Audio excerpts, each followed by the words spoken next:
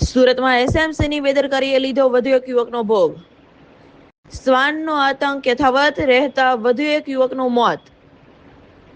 Bike પર સવાર યુવકની પાછળ શ્વાન દોડતા બાઇક ચાલક ગભરાઈ ગયો અને પોતાનો પગ બચાવવા જતા સંતુલન ગુમાવતા બાઇક પરથી નીચે પટકાતા થયું મોત.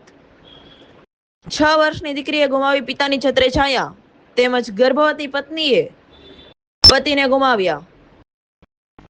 તંત્રની બેદરકારીએ લીધો વધુ એક યુવકનો ભોગ.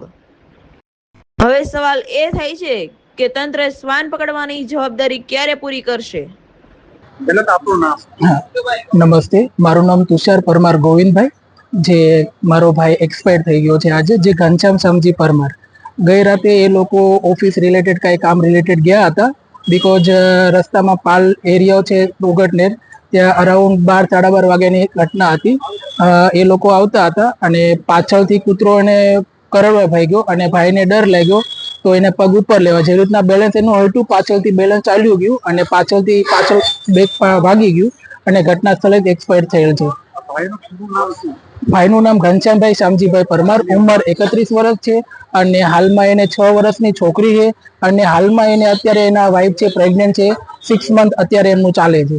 તો મારું એટલું જ મેસેજ છે સરકારને તથા કે મહાનગરપાલિકાને કે આવું બીજી જે મારા ભાઈ સાથે બની ગયું છે, જ્યાં કોઈ બીજાના આવું ના બને, એનું આવું મારું ભાઈનું પરિવાર છે અત્યારે તો એ વેર વિખેર થઈ ગયું અને અમે મિડલ કાસ્ટમાંથી સાહેબ આવીએ છીએ. તો મારું એટલું સાહેબને કહેવાનું કે બીજા સાથે આવું ના થાય એનું ખાસ ધ્યાન રાખો. ભાઈ કઈ જગ્યા પર કામ? ભાઈ પ્રાઇવેટ કંપનીમાં કામ કરતા હતા, જે આપણે સ્પાઇન લેબ કરીને આવે છે, જે સ્વાઇપ મશીન આવે ને એમાં કામ કરતા હતા. એસએમસી ને તો એ જ મેસેજ કે સાહેબ બીજી વખત આ થઈ ગયું છે, બીજા કોઈની સાથે ના થાય એ વધારે બેસ્ટ.